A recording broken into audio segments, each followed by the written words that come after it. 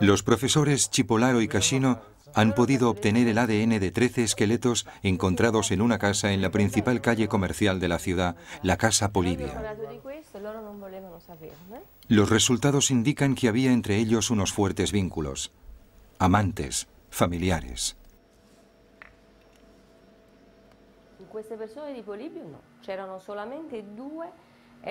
Entre las personas de la casa de Polibia había 2 que sufrían de espina bífida, aunque no podemos saber si eso los habría afectado de alguna forma.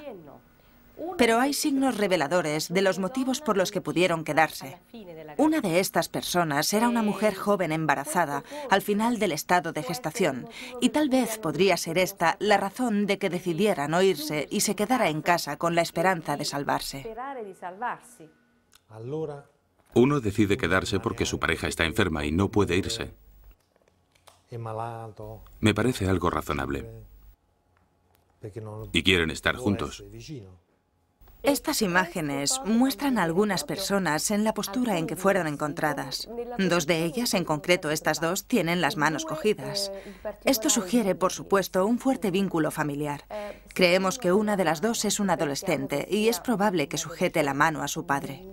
Además de las pruebas de ADN, el profesor Sasso ha descubierto que en el grupo que analizó había alguien que podía haberse encontrado demasiado mal para irse.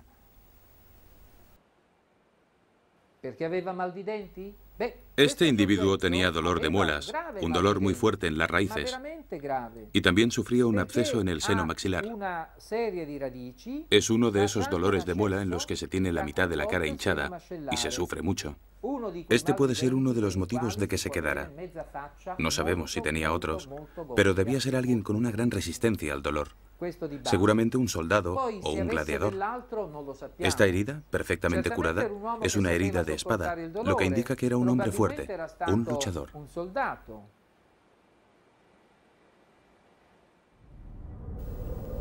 Tanto si se vieron obligados a quedarse como si se fueron, los habitantes de Pompeya debieron de temer lo peor.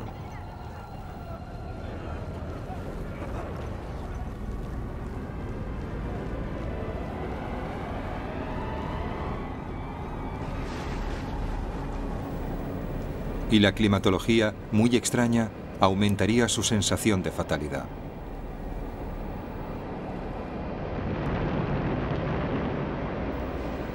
Todos los elementos se combinan en tu contra.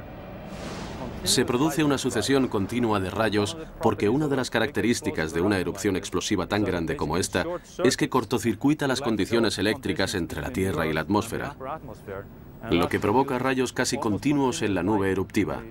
La escena debió de ser aterradora.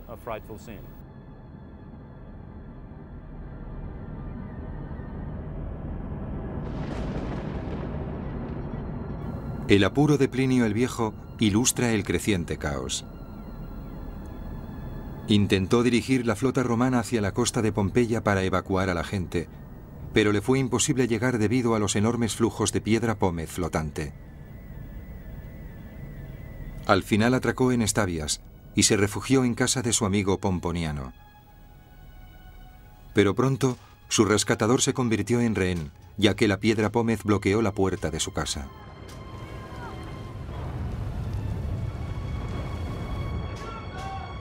Se plantearon si debían quedarse dentro o arriesgarse a salir, porque los edificios temblaban entonces con violencia y parecían oscilar de un lado a otro como si les hubieran arrancado de los cimientos.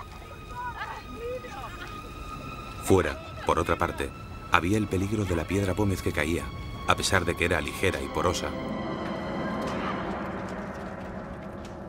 Pero después de comparar los riesgos, eligieron lo segundo.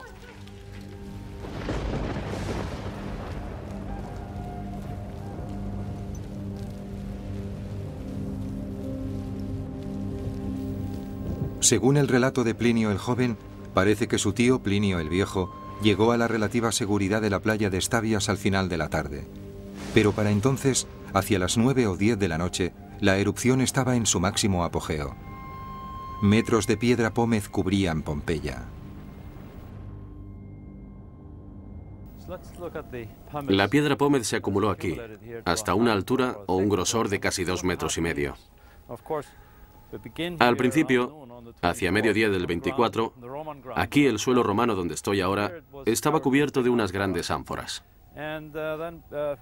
Y durante las fases iniciales de la erupción se produjo una acumulación de piedra pómez blanca que cayó del cielo y que se fue acumulando durante la tarde del 24. Y hacia última hora de la tarde y primera de la noche se empezó a ver un cambio en el color de la piedra pómez que caía, que se volvía gris oscuro. Siguió cayendo hasta las 3 o 4 de la madrugada siguiente, cuando llegó a Pompeya la primera oleada, que es esta banda oscura que vemos en la parte superior de esta excavación.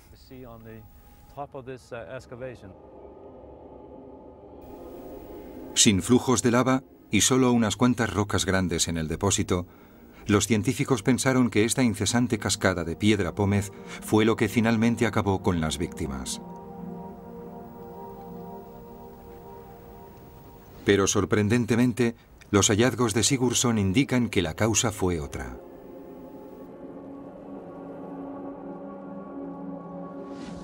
Vemos el tremendo efecto de esa oleada sobre las personas y vemos dónde estaban las personas en Pompeya. No estaban aquí, a nivel del suelo, no caminaban debajo de la piedra pómez y quedaron sepultadas por ella, sino que caminaban sobre ella, como podemos ver en estos restos de aquí, en la parte superior.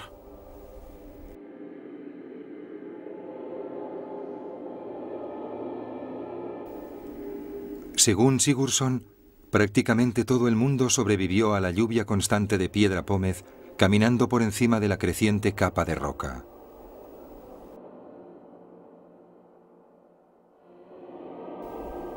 La causa de su muerte estaba a punto de llegar.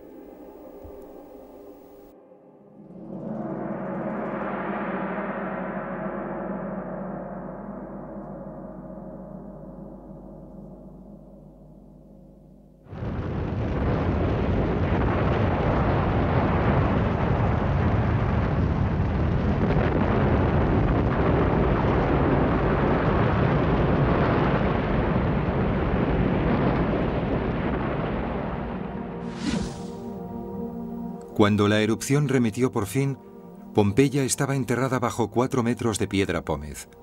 Siglos después, cuando se iniciaron las excavaciones, empezó a surgir un patrón. Se encontraron unos cuantos cadáveres a cierta profundidad, lo que indicaba que habían muerto al principio. Parecían haber recibido el impacto de algún escombro. Pero la inmensa mayoría apareció mucho más arriba, más cerca de la superficie, lo que indica que murieron después. De hecho, todos fueron encontrados exactamente en el mismo nivel, lo que sugiere que murieron prácticamente a la misma hora, y ninguno de ellos tenía ninguna lesión evidente.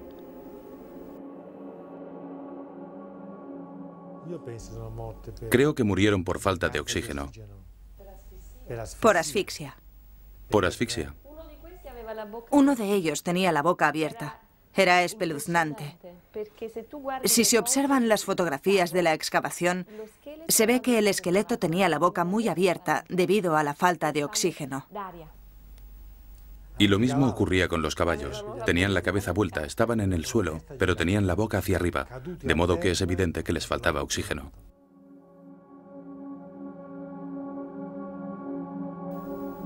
La posición de los cadáveres supone un indicio sólido. Sugiere que las víctimas murieron al inhalar algo letal, pero ¿qué?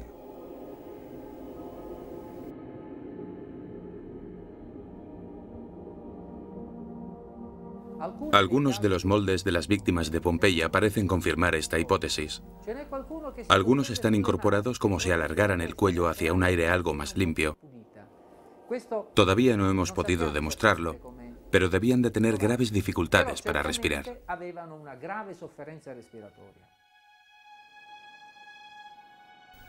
¿Qué pudo volver el aire tan letal de repente? Si respirar polvo hubiera sido la causa, habrían fallecido a horas distintas debido a las distintas capacidades pulmonares y a los distintos lugares donde se escondieron. Pero ahora, después de 20 años de concienzudo análisis, Sigurdsson puede demostrar qué ocurrió en realidad. El Vesubio generó lo que ahora se conoce como una oleada piroclástica.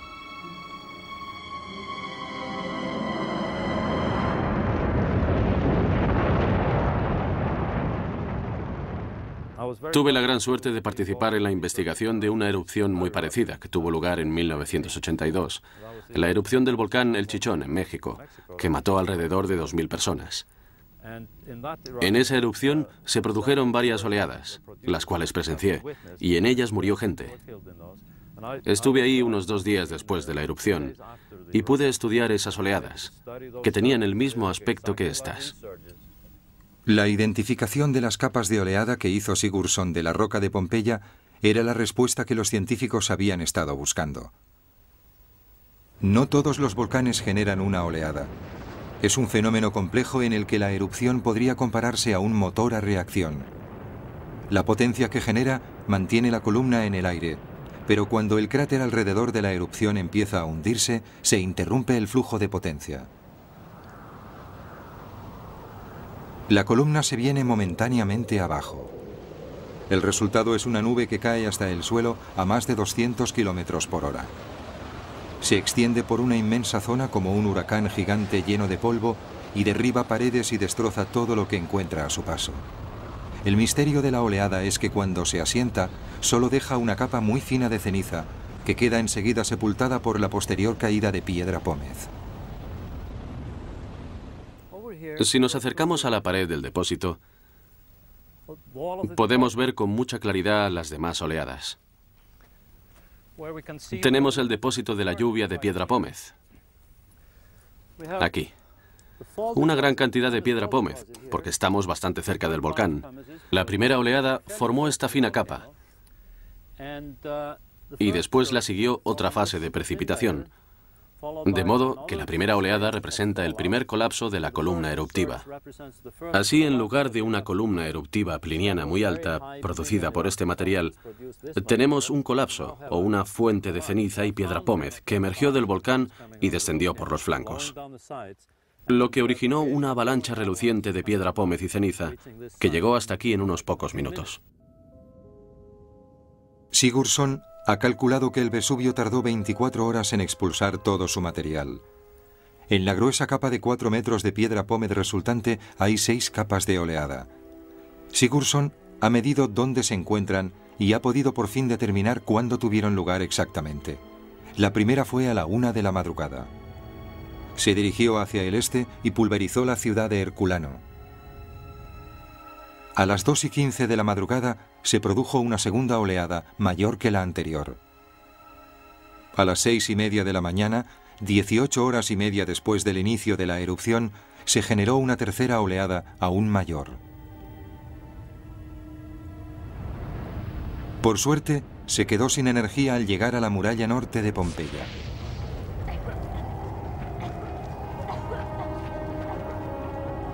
Aún así, debió de llenar el aire de polvo.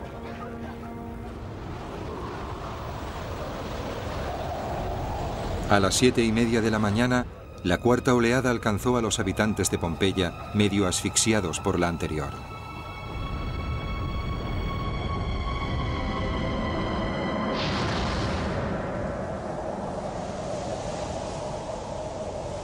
Recibieron el impacto de un viento cargado de ceniza y polvo que circulaba a más de 200 kilómetros por hora. Un viento que además era extremadamente caliente. Avanzaremos hacia la parte superior de la pared de piedra pómez.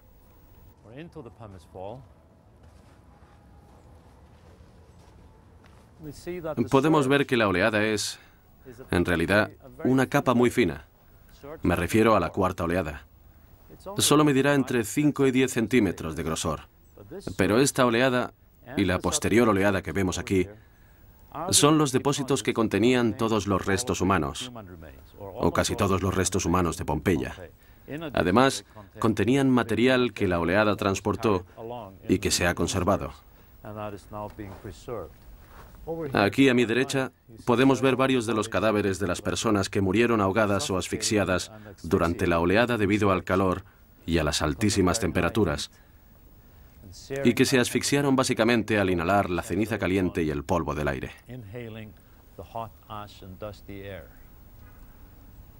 De modo que se trata de un yacimiento excelente para observar la relación entre los procesos volcánicos, la generación de una oleada caliente y sus efectos sobre las personas. Y nos muestra claramente que el agente letal de la erupción que tuvo lugar en Pompeya fue la cuarta oleada. De hecho, existen indicios sólidos de que la oleada piroclástica se produjo a 100 grados centígrados como mínimo, temperatura suficiente para hervir agua. La temperatura alrededor de las víctimas debió de alcanzar niveles muy altos. ¿Por qué creo que la temperatura era tan elevada? Porque no encontramos ninguna bacteria en el suelo que rodeaba a las víctimas, pero sí en las cavidades naturales de los restos óseos de las víctimas. Esto significa que la temperatura era lo bastante caliente como para hervir y esterilizar el suelo. Las víctimas de Pompeya tuvieron un final horrible. Un huracán denso y ardiente les sopló en la cara como un chorro a reacción. Les chamuscó la piel y les llenó la boca, la nariz y los pulmones de polvo hirviendo. Por eso muchos dan la impresión de estar durmiendo. Cayeron al suelo intentando protegerse en vano del viento abrasador. Pero la oleada se fue tan deprisa como había llegado y dejó atrás a sus víctimas que murieron de sus quemaduras mientras se esforzaban por respirar. Para mí, ver esto es una lección de humildad. Como científico puedo distanciarme hasta cierto punto, pero después recuerdo a varios colegas y amigos míos que han muerto en oleadas como esta, en flujos piroclásticos. Y también recuerdo escenas que vi cuando trabajé en México en 1982, 2 días después de la erupción del Chichón, donde habían muerto 1.800 personas en oleadas de este tipo. Y tuve la desagradable experiencia de ver sus cadáveres ahí enterrados. Es una imagen terrible.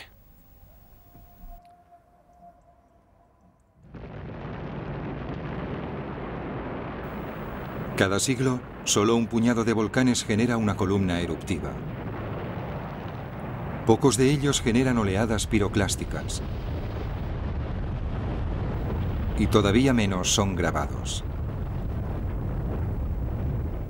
Durante la erupción de Montserrat, en 1997, se formó una pequeña oleada.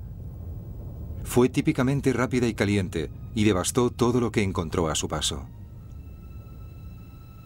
Con poco tiempo de aviso mató a 20 personas. Esto es lo que mató a los pompeyanos.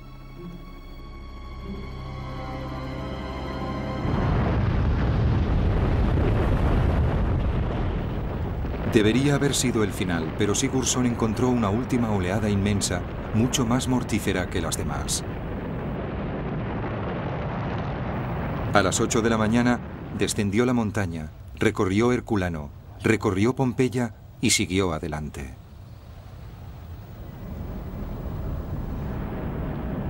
Muchas de las personas que habían huido de la ciudad y creían haberse librado, sucumbieron así finalmente al aliento letal del Vesubio. De hecho, su borde exterior alcanzó la playa de Stabias, donde estaba atrapado el tío de Plinio. De nuevo, su relato coincide exactamente con los datos geológicos de Sigurdsson. Las llamas y el olor a azufre que advertía de la proximidad del fuego indujo a los demás a huir y a él a levantarse. Estaba de pie y de repente se desplomó. Supongo que debido a que los densos gases lo asfixiaron al bloquearle la tráquea, ya de por sí débil y estrecha, y a menudo inflamada.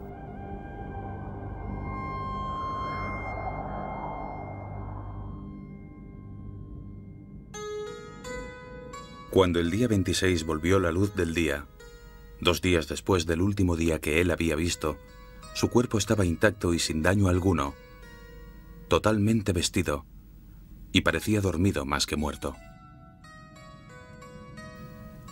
La noticia de la desgracia de su tío le llegó sin duda a través de marineros y esclavos que se habían alejado lo suficiente como para sobrevivir a los terribles efectos de la última oleada. El mismo Plinio el joven se salvó por poco de la inmensa nube que había avanzado 30 kilómetros por la bahía de Nápoles como un maremoto negro y se había quedado sin energía al tocar el cabo de Miseno. La gente lloraba su destino o el de sus familiares, y algunos rogaban morirse en medio del terror. Muchos buscaban la ayuda de los dioses, pero muchos más imaginaban que ya no quedaban dioses y que el universo se había sumido en una oscuridad eterna.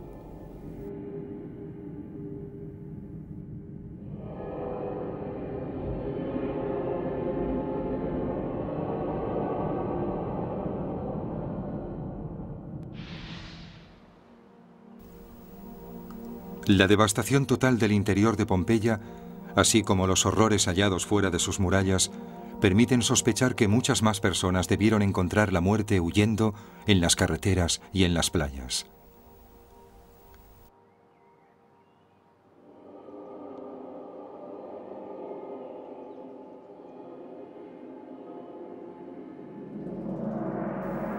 El área que cubrió la última oleada fue tan excepcionalmente inmensa que solo se ha excavado un 1% de ella.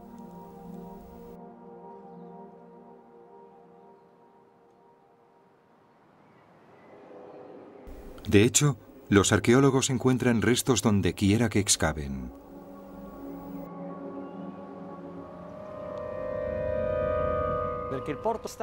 Al sur de Pompeya estaba el puerto fluvial, y otra posibilidad de escape consistía en llegar al puerto fluvial, tomar un barco e irse.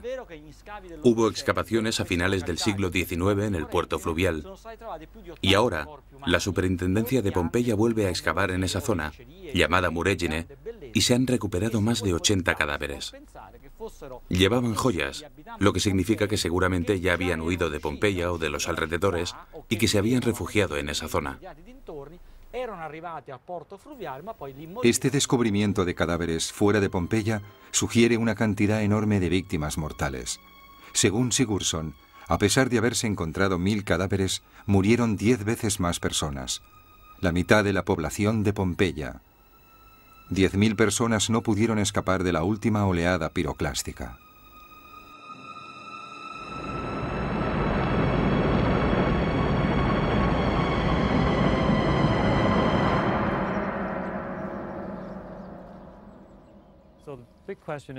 Así que la gran pregunta es, ¿dónde están esos miles de cadáveres de Pompeya? Y yo sospecho que están al sur de la ciudad, al sur de las murallas de la ciudad, enterrados bajo los flujos piroclásticos en la región del Valle de Sano, la región donde hoy en día fluye el río Sano.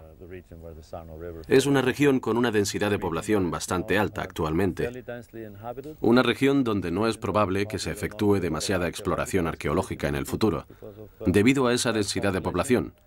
Pero creo que, si queremos averiguar más cosas sobre el destino de los pompeyanos, deberíamos buscar ahí, no en la ciudad, sino fuera.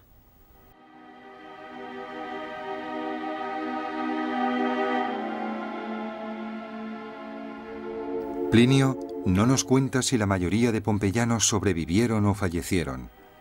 Los posteriores escritores romanos apenas los mencionan. Se sabe que el emperador Tito se gastó una fortuna en ayudas para la reconstrucción de la zona. Pero sus huesos y el material que los sepultó nos indican que sufrieron uno de los fenómenos volcánicos menos frecuentes y más mortíferos.